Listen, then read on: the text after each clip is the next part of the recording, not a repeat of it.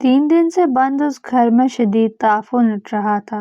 اہل محلہ اٹھنے والی بدبو سے بہت پریشان تھے۔ وہ چھوٹا سا ایک گھر تھا جس میں اکثر کرایہ دار آ کر رہتے۔ مکان کا مالک یہاں نہیں رہتا تھا، بلکہ وہ کسی بیرون ملک میں رہتا تھا۔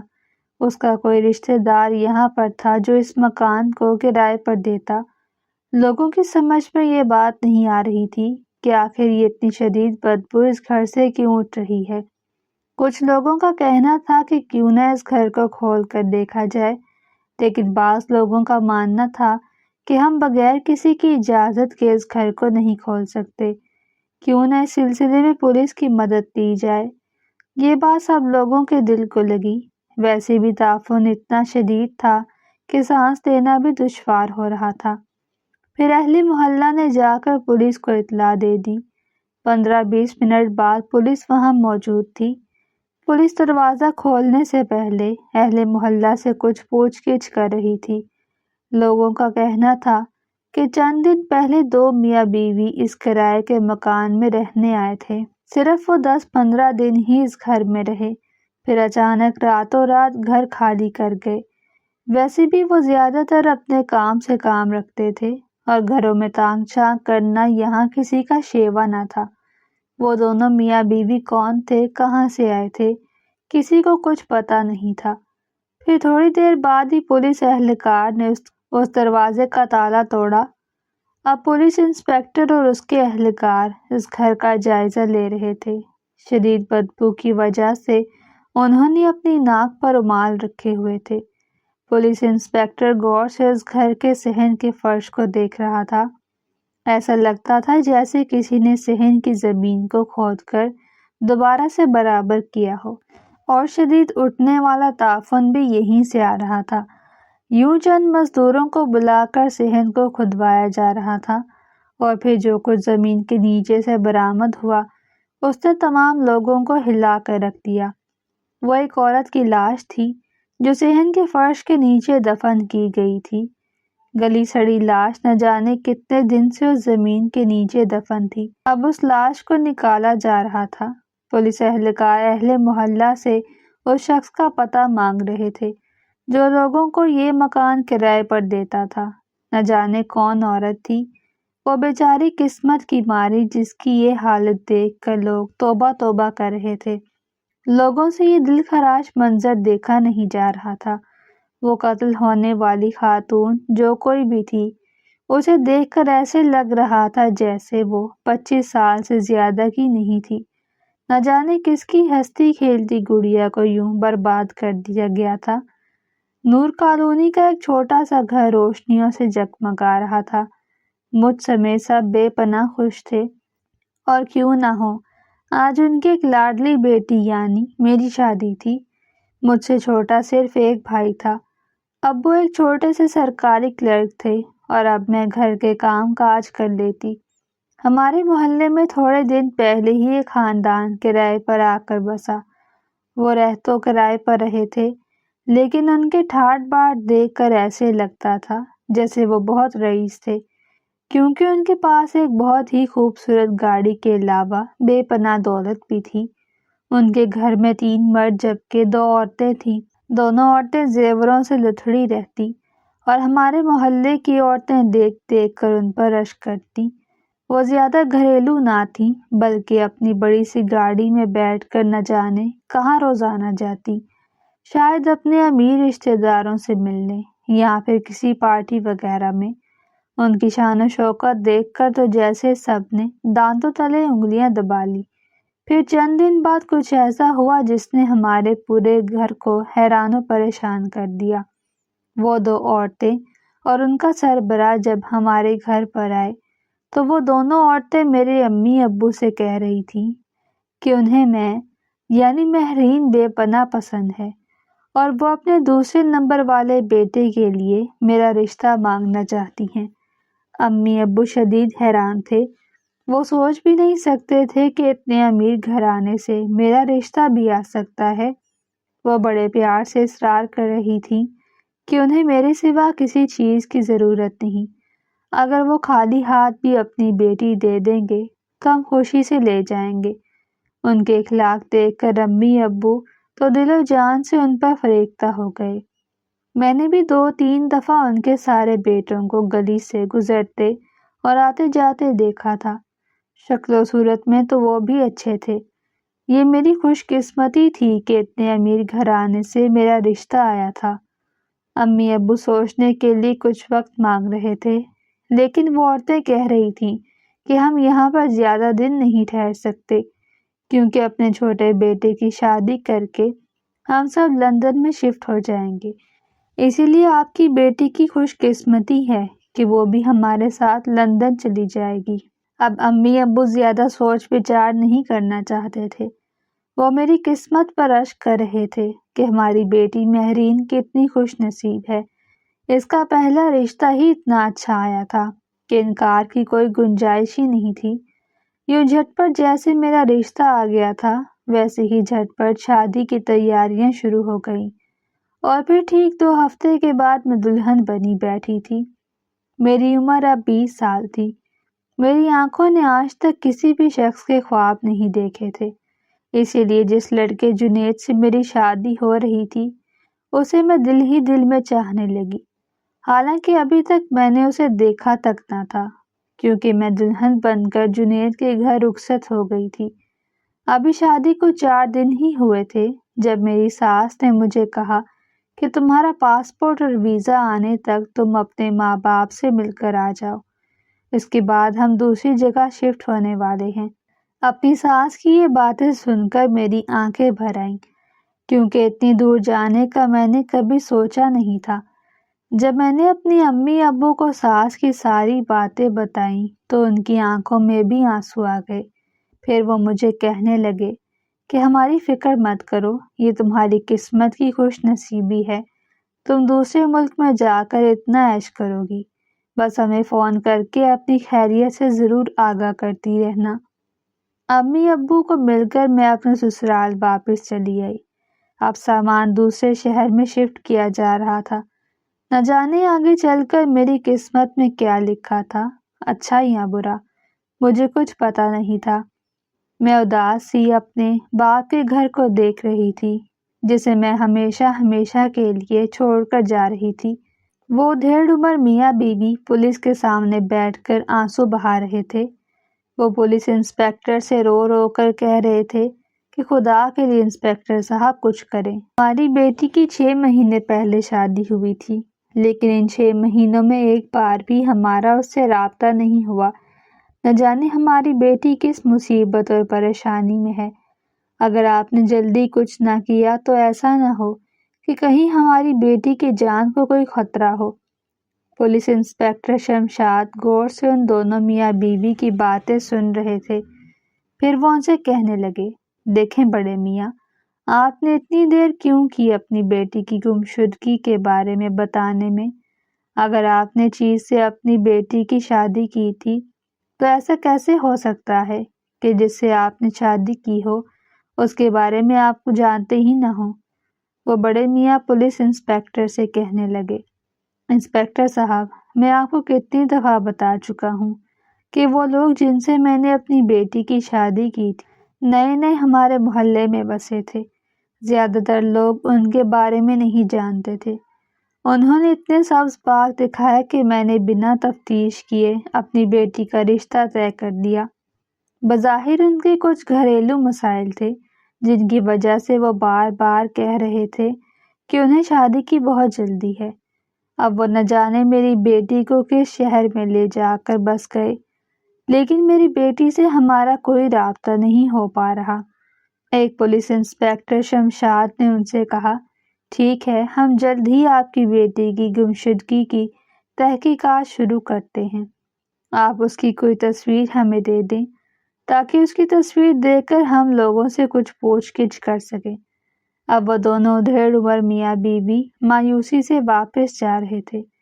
ان کی لاڈلی بیٹی نہ جانے کس حال میں ہے، انہیں کوئی خبر نہ تھی۔ جس جگہ امی ابو رہ رہے تھے، اب میں اس جگہ سے سینکڑوں میل دور اس نئے شہر میں آ کر بس گئی تھی۔ لیکن مجھے حیرت اس بات پر تھی کہ جو گھر میرے سسرال والوں نے کرائے پر لیا تھا وہ انتہائی چھوٹا تھا۔ اس میں صرف 2 کمرے تھے۔ پھر یہ اقدام مجھ پر بعد میں کھلا کہ وہ سارے وہاں سے جا رہے تھے، صرف میرے شوہر جنید اور میں ہی اس گھر میں رہ رہے تھے۔ مجھے ان کے جانے پر حیرت ہو رہی تھی، میں کچھ سمجھ نہیں پا رہی تھی، کیونکہ پہلے کے 2 دن کے بعد میرے جیٹھ اور جیٹھانی بھی مجھ سے بنا ملے پتہ نہیں کہاں چلے گئے تھے۔ جب ان کے بارے میں نے اپنے شوہر سے کہا تو وہ کہنے لگا کہ وہ لوگ تو لندن چلے گئے، تمہیں اتنی فکر کرنے کی کیا ضرورت؟ میں حیرت سے سوچ رہی تھی کہ اگر لندن ہی جانا تھا تو بھلا اتنی خاموشی اور چھپ چھپ کر جانے کی کیا ضرورت تھی، اور میں کہ اس قدر غیر تھی کہ انہوں نے مجھ سے مل کر جانا بھی گوارا نہ کیا۔ یہ سوچ کر میں بہت افسردہ سی ہو رہی تھی۔ جس جگہ پر ہم لوگ رہ رہے تھے وہ انتہائی سنسان مقام تھا، دور دور بس اکا دکا ہی مکان بنے ہوئے تھے۔ اتنی خاموشی اور اتنا سناٹا مجھے محسوس ہوتا تھا جیسے وہاں سوائے وحشت کے کچھ اور نہ ہو۔ میں کبھی اکیلی نہیں رہی تھی، اسی لیے مجھے اکیلے رہتے ہوئے وہاں بہت خوف محسوس ہو رہا تھا۔ جنید نہ جانے کون سا کام کر رہا تھا، وہ صبح جاتا رات دیر تک لوٹتا۔ پھر ایک دن جب وہ رات کو آیا تو اس کے ساتھ اس کے 4 دوست بھی تھے۔ میں الگ کمرے میں بیٹھی تھی اور وہ سب دوسرے کمرے میں موجود تھے۔ پھر جنید نے مجھے تیار ہونے کا کہا۔ مجھے بہت عجیب سا محسوس ہو رہا تھا، آخر جنید مجھے کیوں تیار ہونے کا کہہ رہا تھا؟ اس کے سارے دوست مرد تھے، ان میں کوئی بھی عورت نہ تھی۔ جب میں نے یہی بات جنید کو کہی تو وہ غصے میں آ گیا اور مجھ سے کہنے لگا، جو میں تمہیں کہہ رہا ہوں بس وہی کرو۔ اسے یوں غصے میں دیکھ کر میں ڈر گئی، پھر جلدی سے تیار ہونے لگی۔ مجھے اس کے دوستوں کے سامنے جاتے ہوئے بہت شرم محسوس ہو رہی تھی، کیونکہ آج تک میں کسی غیر مرد کے سامنے یوں نہیں گئی تھی۔ پھر میں جنید کے مجبور کرنے پر ان کے سامنے جا کر بیٹھ گئی۔ جب میں نے انہیں دھیرے سے سلام کیا تو وہ سارے کے سارے خباثت سے ہنسنے لگے۔ پھر ان میں سے ایک جنید کو کہنے لگا، واہ کیا مال ڈھونڈا تم نے یار، سچ میں یہ تو ایک جگمگاتا ہوا ہیرا ہے، ہمیں کب اس ہیرے کی چمک دکھاؤ گے؟ مجھے ان کے منہ سے اتنی چھچھوری باتوں کی امید نہ تھی۔ وہ جس طریقے سے مجھے دیکھ رہے تھے ان کی آنکھوں میں میرے لیے ہوس تھی۔ پھر میں تھوڑی دیر وہاں بیٹھ کر اپنے کمرے میں آ گئی۔ وہ سب کے سب نہ جانے رات کو کتنے بجے تک جاگ کر مذاق مستی کرتے رہے۔ میں سو گئی۔ پھر مجھے نیند میں ایسا محسوس ہوا جیسے کوئی سایہ سا میرے اوپر جھکا ہوا تھا، وہ میرے وجود کے ساتھ چھیڑ چھاڑ کر رہا تھا، لیکن میرے دماغ پر شدید غنودگی طاری تھی۔ ایسے لگ رہا تھا جیسے میں نے نیند کی گولیاں کھا لی ہوں۔ اس حالت میں بھی میں آنکھیں پھاڑ پھاڑ کر یہ دیکھنے کی کوشش کر رہی تھی کہ آخر ہی میرے جسم کے ساتھ چھیڑ چھاڑ کرنے والا کون ہے، لیکن مجھے کچھ پتہ نہیں چل رہا تھا۔ عجیب و غریب سی کیفیت میں یہ سب کچھ میرے ساتھ نہ جانے کتنی دیر تک ہوتا رہا۔ میرا ذہن بہت بھاری ہو رہا تھا۔ میں لاکھ کوشش کر رہی تھی کہ آنکھیں کھول کر دیکھ سکوں، مگر آنکھیں اتنی بھاری تھیں جیسے میں نے کوئی نشہ کر لیا ہو۔ دوسری صبح جب تمام کچھ معمول کے مطابق تھا تو میں نے جنید کی طرف دیکھا جو بیڈ پر مدہوشی سے سو رہا تھا۔ تبھی اچانک مجھے رات کی بات یاد آئی جب میں نے اپنے آپ کو کسی دوسرے انسان کے ساتھ محسوس کیا، لیکن وہ شخص جنید ہرگز نہیں تھا، بلکہ ایسا لگ رہا تھا جیسے وہ کوئی اور تھا۔ نہ جانے رات کو ایسی میری حالت کیوں ہو گئی تھی، مجھے کچھ بھی سمجھ نہیں آ رہا تھا۔ میں شدید بے بسی کی کیفیت میں مبتلا تھی۔ ایک دن میرا ٹھیک گزرا، پھر تیسرے دن وہ ہوا جس کی مجھے بالکل بھی امید نہ تھی۔ میں سوچ بھی نہیں سکتی تھی کہ جنید اور اس کے دوست اتنے وحشی درندے نما انسان تھے۔ اس رات کو جب جنید اور اس کے دوست گھر پر آئے تو ان کے ساتھ ایک نوجوان لڑکی بھی تھی۔ اس کی عمر تقریباً میری جتنی ہی تھی۔ جنید نے مجھے سختی سے منع کیا کہ کمرے سے باہر آنے کی ضرورت نہیں۔ اب میں کمرے میں دبکی بیٹھی تھی، لیکن میرا دل پسلیوں سے باہر نکلنے لگا جب میں نے اس لڑکی کی دل خراش چیخ سنی۔ نہ جانے اس لڑکی کے ساتھ کیا کر رہے دہشت کے مارے میرا برا حال تھا۔ مجھے ایسا لگ رہا تھا جیسے وہ اس لڑکی کے ساتھ دست درازی کر رہے تھے۔ ان کا یہ بھیانک روپ دیکھ کر تو میں کام کر رہ گئی۔ پھر میں دروازے کے پاس آئی، تھوڑا سا دروازہ کھول کر دیکھنے لگی کہ آخر یہ لوگ اس لڑکی کے ساتھ کیا کر رہے ہیں۔ پھر میری آنکھوں نے جو منظر دیکھا وہ انتہائی خوفناک تھا۔ اس لڑکی کے دونوں ہاتھ پاؤں لٹکے ہوئے تھے، ایسے لگ رہا تھا جیسے وہ لڑکی مر چکی ہے۔ اب جنید اور اس کے دوست اس لڑکی کو ایک بڑے سے بورے میں بند کر رہے تھے۔ پھر جنید کے دو دوستوں نے اسے بورے کو کندھے پر اٹھایا اور وہ سارے مل کر نہ جانے اسے کہاں لے جا رہے تھے۔ میں نے دروازہ کھولنے اور بند ہونے کی آواز سنی۔ جب وہ چلے گئے تو میں بھی ڈرتے ڈرتے کمرے سے باہر آئی۔ پورے گھر میں ہولناک سناٹا چھایا ہوا تھا۔ ایسے لگ رہا تھا جیسے یہاں کسی گمنام جرم کی کہانی رچی گئی تھی۔ پھر میں کمرے میں گئی جہاں پر اس لڑکی کو رکھا گیا تھا۔ پھر اس کمرے کی حالت دیکھ کر میرے منہ سے بے اختیار چیخیں نکلی، کیونکہ فرش پر بے انتہا خون بکھرا پڑا تھا۔ جگہ جگہ خون کے بڑے دھبے اس بات کی نشاندہی کر رہے تھے کہ انہوں نے لڑکی کے ساتھ انتہائی برا سلوک کیا تھا، شاید اسے قتل کر ڈالا تھا۔ میں دل ہی دل میں سوچ رہی تھی کہ میرا واسطہ کن درندوں سے پڑ گیا ہے۔ انہوں نے ایک معصوم لڑکی کی زندگی ختم کر دی اور اب اپنے اس جرم کو چھپانے کے لیے اس کی لاش کو نہ جانے کہاں دفنانے جا رہے تھے۔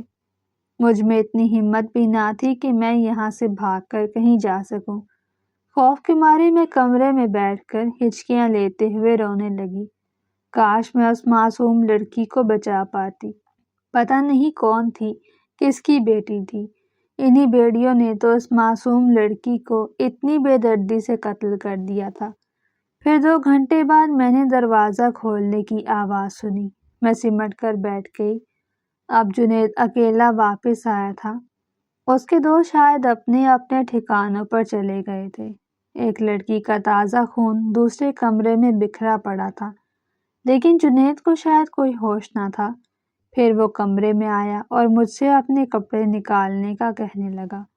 میں کپڑے نکالنے لگی۔ مجھ میں اتنی ہمت بھی نہ تھی کہ میں آنکھ اٹھا کر اس کے مکروہ چہرے کو دیکھ پاتی۔ جب وہ کپڑے بدل کر آیا تو میں یوں ہی بے سدھ بیٹھی ہوئی تھی۔ پھر وہ مجھ سے کہنے لگا، جاؤ دوسرے کمرے کی صفائی کرو اچھے طریقے سے، مجھے کوئی داغ دھبا کہیں ملنا نہیں چاہیے۔ وہ یوں حکم دے رہا تھا جیسے میں نے ہی وہ بھیانک جرم کیا ہو۔ میں دہشت سے اسے دیکھ رہی تھی اور سوچنے لگی کہ کسی معصوم کا اتنی بے دردی سے خون بہا کر اس کے چہرے پر ذرا بھی داغ ندامت نہ تھا۔ تبھی ایک دم وہ چیخا، سنائی نہیں دے رہا میں تم سے کیا کہہ رہا ہوں؟ چلو، تمہیں انہی کاموں کے لیے میں نے رکھا ہے، اسی لیے جلدی سے جا کر وہاں کی صفائی کرو۔ اس لڑکی کا حال تو تم نے دیکھا ہی ہوگا، اسی لیے کسی کے سامنے اپنی زبان کھولنے کی کوشش کی تو تمہارا حال اس لڑکی سے بھی برا ہوگا۔ میں بری طرح سے سک سسک کر وہاں کی صفائی کر رہی تھی۔ میں سوچ بھی نہیں سکتی تھی کہ جنید اور اس کے دوستوں کا جرم چھپانے کے لیے میں یہ سب کام کروں گی۔ وہ کمرہ صاف کرتے کرتے میرے ہاتھ دکھ گئے، لیکن وہ خون کے نشانات وہاں سے مٹنے کا نام نہیں لے رہے تھے۔ جنید خود بھی بڑھ چڑھ کر وہ نشانات مٹا رہا تھا اور میں چہرے کو دیکھ کر سوچ رہی تھی کہ باہر سے دکھنے والا یہ خوبصورت انسان اندر سے کتنا بھیڑیا مزاج رکھتا ہوگا، یہ میں سوچ بھی نہیں سکتی تھی۔ اب میں اس اکیلے گھر میں نہیں رہ پا رہی تھی، کیونکہ اس لڑکی کی دل خراش چیخیں ہر وقت مجھے سنائی دیتی۔ ایسے لگتا جیسے اس لڑکی کی روح دوسرے کمرے میں بیٹھی میری منتظر ہو۔ دہشت اور خوف نے مجھے اندر سے بالکل بے جان بنا دیا۔ جب سے میں یہاں آئی تھی، جنید نے ایک بار بھی میرے امی ابو سے میری بات نہیں کروائی۔ وہ اپنے موبائل تک کو ہاتھ نہیں لگانے دیتا تھا۔ 1 مہینے سے زیادہ ہونے والا تھا، لیکن میں نے جنید کی اصلیت اچھی طرح سمجھ لی تھی۔ پھر ایک دن وہ ہوا جس کی مجھے بالکل بھی امید نہ تھی۔ ایک دن رات کو جب جنید آیا تو اس کے ساتھ 2 آدمی بھی تھے۔ وہ آدمی بالکل برے چہرے والے تھے۔ میں کمرے میں خوف زدہ سی بیٹھی تھی۔ پھر جنید میرے پاس آیا اور مجھ سے کہا کہ جلدی سے اچھے سے تیار ہو کر دوسرے کمرے میں آ جاؤ۔ وہ مجھے حکم دے کر گیا اور اس کا کہنا نہ ماننے کا مطلب تھا اپنی موت کو دعوت دینا۔ میں تیار ہونے لگی۔ مجھے پتا تھا کہ مجھے تیار ہو کر دو اجنبی آدمیوں کے سامنے جانا تھا، جس طرح پہلے وہ مجھے اپنے دوستوں کے سامنے لے جاتا رہا۔ پھر میں ان دونوں آدمیوں کے سامنے جا کر بیٹھ گئی۔ وہ دونوں بڑی گندی نظروں سے مجھے دیکھ رہے تھے۔ ان کی نظریں میرے جسم پر تھیں۔ پھر جنید نے مجھے اشارے سے واپس کمرے میں بھیج دیا۔ میں بھی کمرے میں بیٹھی تھی جب جنید ایک ڈرنک کا گلاس لایا اور میرے کمرے میں آیا۔ اس نے مجھے وہ پینے کو کہا۔ میں پینے سے ہچکچا رہی تھی تو وہ غصے میں آ گیا۔ اس نے زبردستی وہ گلاس میرے منہ پر انڈیل دیا۔ عجیب سا بد ذائقہ سا شربت تھا۔ جیسے ہی میں نے وہ شربت پیا تو تھوڑی ہی دیر میں غنودگی کی کیفیت میں چلی گئی۔ پھر مجھے کچھ ہوش نہ رہا۔ جب ہوش آیا تو مجھے ایسے لگا جیسے ایک بھاری بھرکم وجود میرے اوپر جھکا ہوا ہے۔ میں شدید بے بسی کی کیفیت میں تھی، لیکن اپنی اس کیفیت کو سمجھ نہیں پا رہی تھی۔ پھر ایک نہیں، میں نیند کی کیفیت بھی تھی، لیکن مجھے اچھی طرح محسوس ہو رہا تھا جیسے وہ دونوں آدمی جنید ہرگز نہیں تھے، بلکہ وہی آدمی تھے جو جنید کے ساتھ آئے تھے۔ میں اپنے اس بیڑی نما شوہر کو اچھی طرح سمجھ گئی تھی۔ اس نے سبز باغ دکھا کر میرے ماں باپ سے رشتہ مانگا اور پھر مجھے شادی کے ذریعے فریب دے کر لیا تھا، مگر اصل میں وہ ایک مکروہ چہرے والا انسان تھا جس کا کام یہ تھا کہ وہ لڑکیوں کو اپنی بیوی بنا کر انہیں طوائف کی طرح مردوں کے سامنے پیش کرے۔ اب یہاں دوسرے دن کا کھیل شروع ہو چکا تھا، جو نئے نئے مردوں کو اپنے ساتھ لے کر آتا اور انہیں طوائفوں کے طور پر ان کے سامنے پیش کر دیتا۔ اب 3 مہینے ہو چکے تھے، لیکن میرا اپنے گھر میں کسی سے بھی رابطہ نہیں ہو پا رہا تھا۔ میں صرف ایک بار اپنے امی ابو سے بات کرنا چاہتی تھی، انہیں ساری صورتحال سے آگاہ کرنا چاہتی تھی، لیکن ایسا لگتا تھا جیسے میں جنید کے ہاتھوں اس لڑکی کی طرح قتل ہو جاؤں گی۔ جنید لے کر آتا تھا اور ان سے اچھی خاصی رقم وصول کرتا، لیکن وہ ساری رقم گھر میں نہیں رکھتا۔ نہ جانے وہ یہ سارا پیسہ کہاں لگا رہا تھا۔ میری زندگی کسی جہنم سے کم نہ تھی۔ میں سوچ بھی نہیں سکتی تھی کہ اس نے مجھے اور میرے معصوم ماں باپ کو دھوکہ دے کر بہلا کر میرا رشتہ مانگا۔ آخر وہ لوگ کون تھے جو اس کے ماں باپ بن کر آئے تھے اور بعد میں ایسے غائب ہو گئے جیسے دنیا میں ان کا نام و نشان بھی نہ ہو۔ پھر کچھ دن کے بعد ایسا جس نے مجھے اندر تک ہلا کر رکھ دیا۔ میں کچھ بھی کھا پی نہیں رہی تھی۔ مجھے شدید قے آ رہی تھی۔ مجھے کسی انہونی کا احساس ہو رہا تھا۔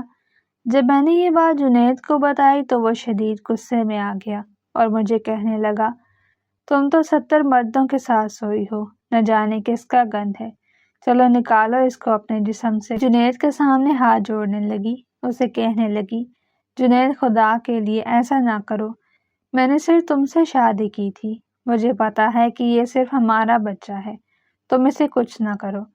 لیکن جنید نے میری کوئی بات سننے سے انکار کر دیا۔ مجھے میڈیکل اسٹور سے کچھ دوائیاں لا کر دی گئیں۔ جب اس نے دیکھا تو زبردستی اس نے میرے منہ میں وہ ڈال کر مجھے پانی پلا دیا۔ پھر دوسرے دن میں کسی کٹے ہوئے بکرے کی طرح تڑپ رہی تھی، کیونکہ درد کی کیفیت اتنی تھی کہ ایسا لگ رہا تھا جیسے میں آج مر جاؤں گی۔ میں پورا دن پوری رات یوں ہی تڑپتی رہی، لیکن جنید نے ایک بار بھی میری طرف نظر اٹھا کر نہ دیکھا۔ اس نے آخر یہ ظلم میرے ساتھ کیوں کیا تھا؟ کیا میری قسمت اتنی بری تھی کہ میں یہ سارے عذاب جھیل رہی تھی؟ اب میں کمرے میں پڑے کسی بے جان مردے کی طرح ہو چکی تھی۔ پھر ایک دن میرے ساتھ کچھ عجیب سا ہوا۔ ایک دن جب جنید گھر پر نہ تھا تو کسی نے دروازہ بجایا۔ میں ویسے ہی بیمار تھی، بڑی مشکل سے چل کر دروازے تک پہنچی، پھر ڈرتے ڈرتے دروازہ کھول دیا۔ گلی میں جھانک کر دیکھا تو دور دور تک کوئی بھی نہ تھا، چاروں طرف سناٹا چھایا ہوا تھا۔ پھر مجھے اندھیرے میں ایسے لگا جیسے درخت کے پیچھے کوئی لڑکی چھپی ہوئی ہے۔ میں نے دیکھنا چاہا، وہ ضرور کوئی لڑکی ہی تھی جو یوں اچانک سے بھاگ کر اندھیرے میں غائب ہو گئی۔ خوف کے مارے میری آنکھیں پھٹی کی پھٹی رہ گئیں۔ اس دہشت نما گھر میں ویسے ہی میری نیند حرام ہو گئی تھی۔ میں دل ہی دل میں سوچتی کہ کیوں نہ میں اس گھر سے بھاگ جاؤں، اس طرح ہمیشہ ہمیشہ کے لیے میری جان جنید سے چھوٹ جائے۔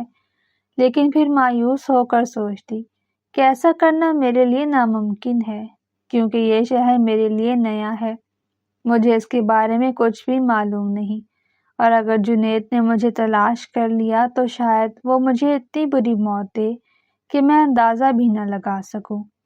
میں آج تک اس گھر کے دروازے سے باہر تک نہیں نکلی تھی۔ مجھے یہ بھی نہیں پتا تھا کہ اس علاقے میں مزید کتنے مکان تھے، بلکہ ایسے لگتا تھا جیسے اس جگہ پر صرف یہی ایک مکان تھا، کیونکہ یہاں کا سناٹا خواب زدہ کر دینے والا تھا۔ جب بھی میں گھر میں اکیلی ہوتی، ایسے لگتا جیسے اس لڑکی کی روح گھر میں بھٹکتی پھر رہی ہے۔ جنید کے جرم میں میں بھی برابر کی شریک تھی، کیونکہ میں نے اس لڑکی کو بچانے کی کوئی کوشش نہ کی تھی، اور اس کے خون کے داغ خود میرے ہاتھوں سے صاف کیے گئے تھے۔ میں اپنے خونی ہاتھوں کو دیکھ کر رونے لگ جاتی۔ میری زندگی کسی بھیانک خواب سے کم نہ تھی۔ شمشاد اس لڑکی کی تصویر دیکھ رہا تھا جس کے ماں باپ اس کی رپورٹ درج کروا کر گئے تھے۔ اس لڑکی کے ماں باپ کے بتائے کے مطابق وہ لڑکی پچھلے 6 مہینے سے اپنے شوہر کے ساتھ گئی تھی، لیکن اس کے شوہر نے اس لڑکی کا رابطہ اس کے ماں باپ سے ہرگز نہیں کروایا تھا، جس کی وجہ سے وہ بے حد پریشان تھے۔ انسپکٹر شمشاد اس کیس میں ماجد کی مدد لے رہا تھا، جو ایک قابل پولیس اہلکار تھا۔ ایسے کیسوں میں اس کا دماغ بہت چلتا تھا۔ تبھی انسپکٹر شمشاد نے اسے اندر بلایا۔ پھر وہ ماجد سے کہنے لگا، تمہیں کیا لگتا ہے کہ یہ لڑکی اور اس کا شوہر کہاں غائب ہو گئے؟ مجھے تو ایسا لگتا ہے جیسے وہ ہو سکتا ہے کہ وہ اس لڑکی کو لے کر کہیں ملک سے باہر چلے گئے ہوں۔ پھر پولیس اہلکار ماجد نے کہا، نہیں صاحب، اس لڑکی کے ماں باپ کے مطابق تو اس لڑکی کا رشتہ جن لوگوں سے کیا گیا تھا وہ چند دن پہلے ہی اس کالونی میں آ کر بسے تھے، اور محلے والوں کا کہنا ہے کہ وہ اپنے ٹھاٹ باٹ سے بہت امیر لگتے تھے۔ اس کا مطلب یہ ہے کہ انہوں نے یہ سب دکھاوا کیا تھا کہ وہ اتنے امیر ہیں تاکہ کسی بھی لڑکی کو لوٹ کر بہلایا پھسلایا جا سکے۔ ہو سکتا ہے ان کی آنکھوں میں دھول جھونک کر اس کا رشتہ مانگا گیا ہو، اور ان کا مقصد کچھ اور ہو۔ یہ شادی کرنے کے بعد صرف 15 دن میں لڑکی کو دوسرے شہر لے جانا اور 6 مہینے گزر جانے کے باوجود بھی کوئی رابطہ نہ کرنا، اس کا مطلب تو یہی ظاہر کر رہا ہے کہ وہ ضرور لڑکا اور اس کے گھر والے کسی فروخت کے پیچھے تھے۔ وہ صرف اس کالونی میں اپنے بیٹے کی شادی کرنے کے لیے آئے تھے۔ ممکن ہے وہ کسی بیانیے میں بھی ملوث تھے۔ انہیں ایک لڑکی کی ضرورت تھی، اور اس کے لیے وہ سب سے بہترین طریقہ یہ سمجھ بیٹھے کہ کسی لڑکی کی شادی کر کے اسے اپنے ساتھ لے جائیں۔ اہلکار ماجد یہ ساری باتیں انسپکٹر شمشاد کو بتا رہا تھا۔ اس کی باتوں میں دم تھا۔ یہ ساری باتیں بالکل درست معلوم ہو رہی تھی۔ پھر دوسرا اہلکار اندر آیا اور وہ انسپکٹر شمشاد کو اخبار میں چھپی ہوئی ایک خبر دکھا رہا تھا، جس میں لکھا تھا کہ ایک نوجوان لڑکی کو بڑی بے دردی کے ساتھ قتل کر کے ایک کرائے کے گھر میں چھپا دیا گیا تھا۔ تعفن اٹھنے کی وجہ سے اس لڑکی کی لاش اس گھر سے نکالی گئی۔ یہ ساری تفصیلات اس اخبار میں لکھی ہوئی تھی۔ انسپکٹر شمشاد چونک گئے۔ انہوں نے فوراً وہاں کے تھانے کے افسر سے رابطہ کرنے کا فیصلہ کیا۔ ایسا لگ رہا تھا کہ کہیں اس لڑکی کا تعلق اس کیس سے نہ ہو۔ میں اب دن رات بیمار رہنے لگی تھی، جیسے کسی مردے کے جسم میں جان نہ ہو، ایسی ہی میری حالت ہو رہی تھی۔ پھر ایک رات جنید اور اس کے دوست آئے۔ وہ دوسرے کمرے میں بیٹھ کر باتیں کر رہے تھے۔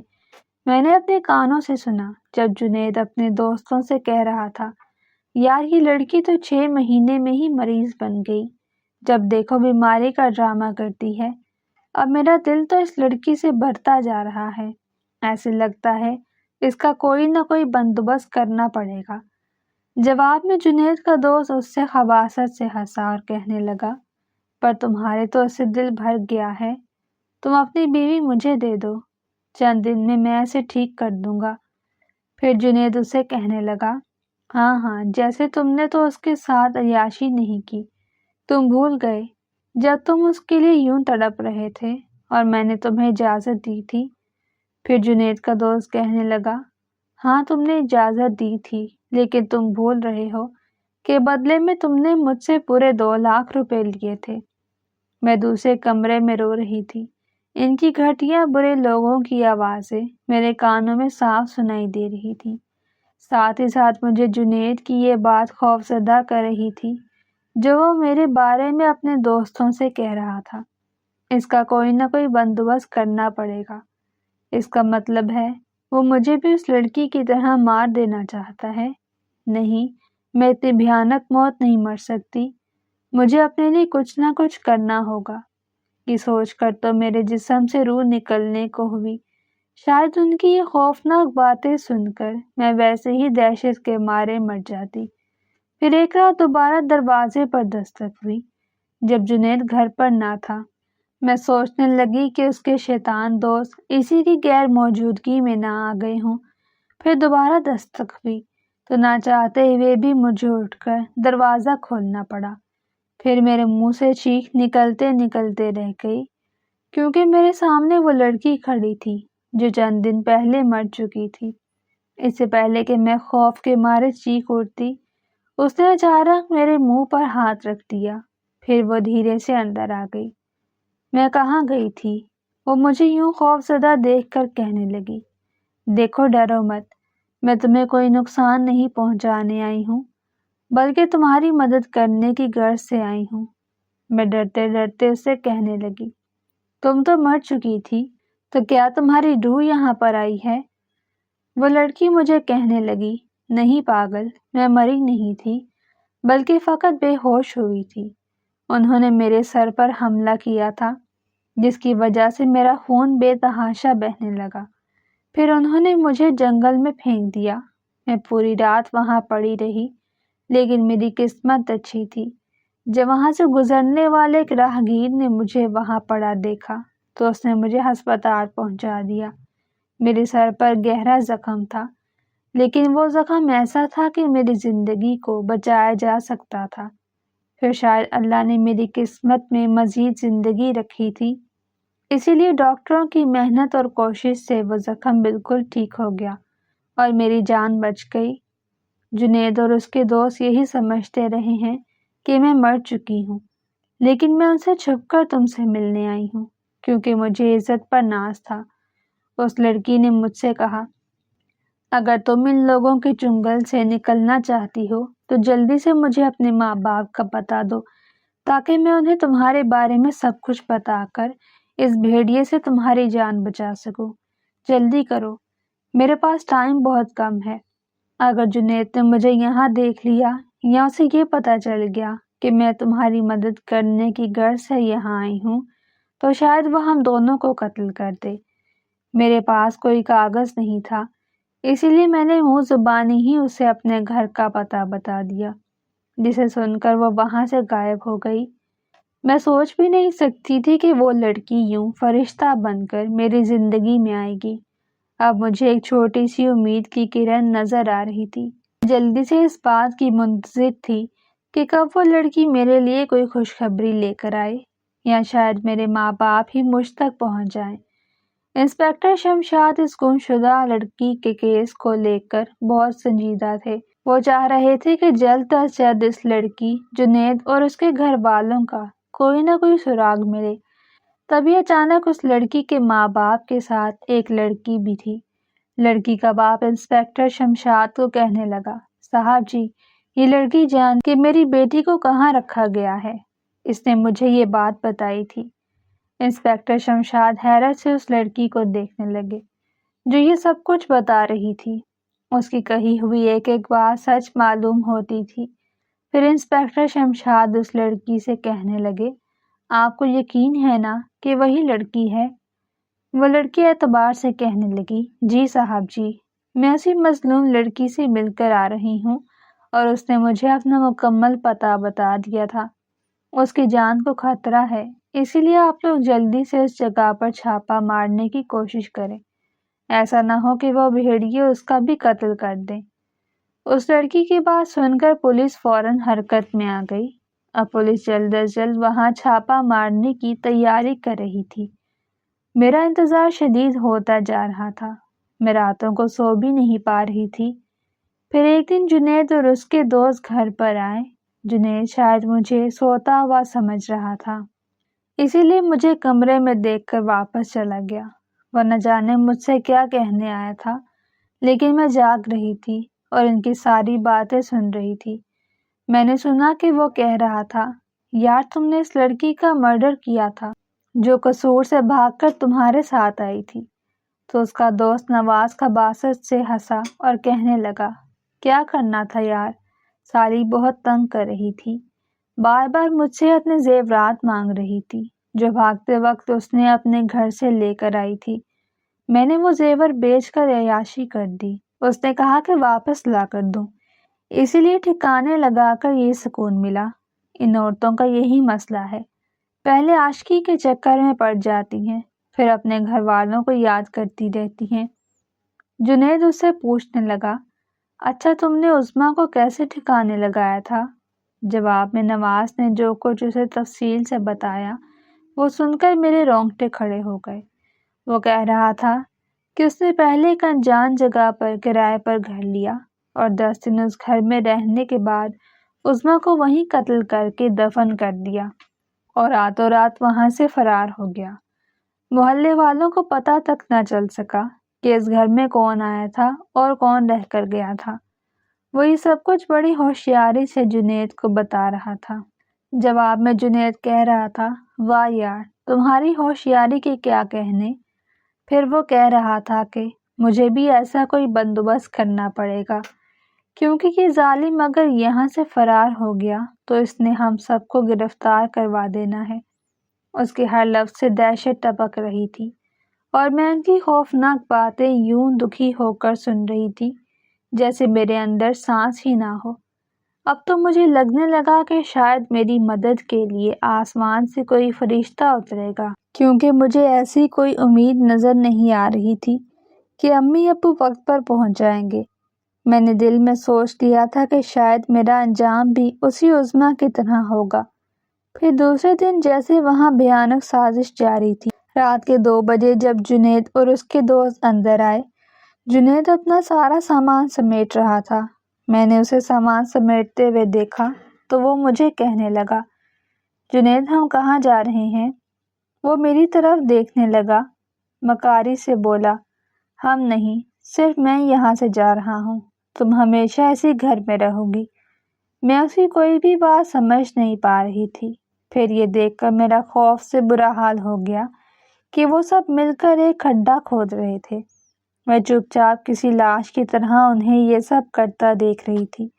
میں اس بیچاری عظمیٰ لڑکی کی کہانی سن چکی تھی، اس لیے اب شاید یہ لوگ وہی کہانی میرے ساتھ دہرانا چاہتے تھے۔ میرے لب پر بے اختیار دعا آنے لگی۔ میں دل ہی دل میں اللہ سے دعا مانگ رہی تھی۔ اس سے پہلے کہ وہ اپنا یہ بھیانک منصوبہ شروع کرتے، اچانک دروازہ زوردار طریقے سے توڑا گیا۔ وہ پولیس اہلکار تھے جو یوں اندر آئے۔ پھر میری چیخیں نکل گئیں کیونکہ ان کے ساتھ میرے امی ابو کھڑے تھے۔ باہر پولیس اہلکاروں نے جنید اور اس کے دوستوں کو رنگے ہاتھوں گرفتار کر لیا۔ میں رو رو کر امی ابو سے کہہ رہی تھی، ابو خدا کے لیے مجھے اس بھیڑیے نما انسان سے بچا لیں، اس نے مجھے ذہنی مریض بنا دیا ہے، اس نے میرے ساتھ بہت برا سلوک کیا، یہ ابھی مجھے قتل کرنے کا ارادہ کر رہا تھا، اگر آپ لوگ وقت پر نہ پہنچتے۔ امی ابو مجھے ڈھیروں تسلیاں دے رہے تھے۔ پولیس اہلکار جنید اور اس کے دوستوں کو گرفتار کر کے لے جا چکے تھے۔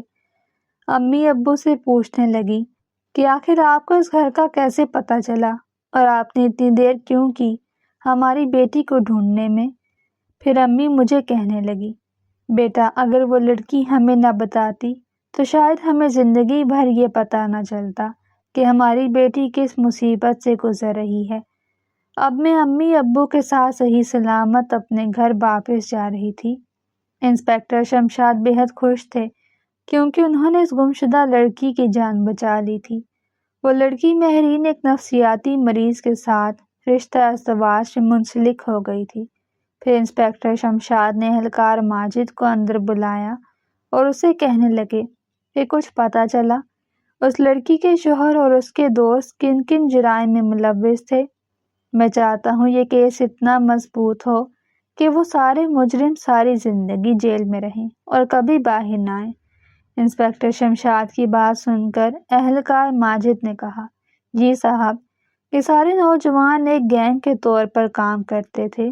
پہلے نقلی ماں باپ ڈھونڈتے، پھر لڑکیوں کے ماں باپ سے ان کا رشتہ مانگتے۔ زیادہ تر یہ لوگ اپنی دولت کی نمائش کرتے جو انہوں نے مختلف جرائم کر کے حاصل کی ہوتی۔ جنید کا ایک دوست تو ایک لڑکی کے قتل میں ملوث ہے جس کی خبر آپ نے پچھلے دنوں اخبار میں پڑھی۔ اس لڑکے نے پہلے اسے پیار کے چنگل میں پھنسا لیا، پھر اسے گھر سے بہلا پھسلا کر اس شہر میں لے آیا۔ اس کے سارے زیورات اور دولت سے عیاشی کرنے کے بعد اسے بے دردی سے قتل کر کے اسی گھر میں چھپا دیا جہاں سے اس کی لاش ملی تھی۔ دوسری طرف جنید کے نقلی ماں باپ کو بھی ڈھونڈ لیا گیا جو اس جرم میں ملوث تھے۔ انہوں نے ماں باپ بننے کا فریضہ کئی لاکھ روپے لے کر ادا کیا تھا۔ مہرین کے ماں باپ بھولے بھالے تھے۔ انہوں نے اس کے ماں باپ کو یہ لالچ دیا کہ وہ ان کی بیٹی کو لندن میں رہائش دلوانے کا ارادہ رکھتے ہیں۔ یہی سوچ ان کے پیغام میں چالاکی سے بھری ہوئی تھی اور اپنی معصوم بیٹی کا رشتہ ان خطرناک لوگوں سے کر دیا۔ لیکن اچھا ہوا کہ آپ نے شہر کی پولیس کو پہلے ہی اطلاع دی تھی، جس کی وجہ سے مہرین اور وہ سارے مجرم وقت پر پکڑے گئے۔ بالکل عین وقت پر چھاپا مار کر شاید بخیر و عافیت اس لڑکی کی جان بچا لی گئی، ورنہ جنید اور اس کے دوستوں کا ارادہ تھا وہ یہی تھا کہ اسے بھی اسی طرح قتل کر کے اسی گھر میں چھپا دیا جائے۔ سر، بے شک یہ کیس ایک پہیلی کی طرح تھا جس کا ایک سرا جڑا ہوا محسوس ہوتا تھا اور دوسرا سرا دھڑا ہوا۔ انسپکٹر شمشاد نے ساری معلومات حاصل کرنے پر اہلکار ماجد کو شاباش دی۔ بے شک وہ اپنے اسی ذہانت کی بدولت ہی ان کی نظروں میں عزت کے لائق تھا۔ اتنے دن تک اس نفسیاتی مریض کے پاس رہنے کی وجہ سے میں خود بھی ایک نفسیاتی مریضہ بن چکی تھی۔ بے شک مجھے اپنے گھر آئے ہوئے اتنے دن ہو گئے تھے، لیکن ابھی بھی میں تھوڑے سے شور سے ڈر جاتی، چونک کر اٹھ جاتی کہ کہیں جنید واپس نہ آ گیا ہو۔ ایسا واقعہ پہلی بار میری زندگی میں پیش آیا تھا کہ امی ابو لاکھ کوشش کر رہے تھے کہ میں کسی بھی طرح ان خوفناک یادوں سے پیچھا چھڑا لوں جنہوں نے میری ذہنی حالت تباہ کر دی تھی، لیکن مجھے یقین تھا کہ وقت کے ساتھ ساتھ میرے یہ سارے زخم بھر جائیں گے۔ میں سوچتی ہوں کہ کاش ماں باپ اپنے بیٹی کا کہیں بھی رشتہ کرنے سے پہلے اچھی طرح تفتیش کر لیں، تو یوں اپنی بیٹیوں کی زندگی بچ سکتی ہے۔ نہ جانے کتنے مکروہ چہرے چھپے ہوتے ہیں جو باہر سے خوبصورت لگتے ہیں، لیکن ان کی سچائی جب دکھائی دیتی ہے تو شاید اس کے سوا کوئی راستہ نہیں بچتا۔ میری زندگی کی یہ خوفناک کہانی بھی شاید ماضی کے جھونکوں میں ہی کہیں کھو جائے، لیکن ایسا لگتا ہے کہ یہ بھیانک یادیں ہمیشہ میرے ذہن پر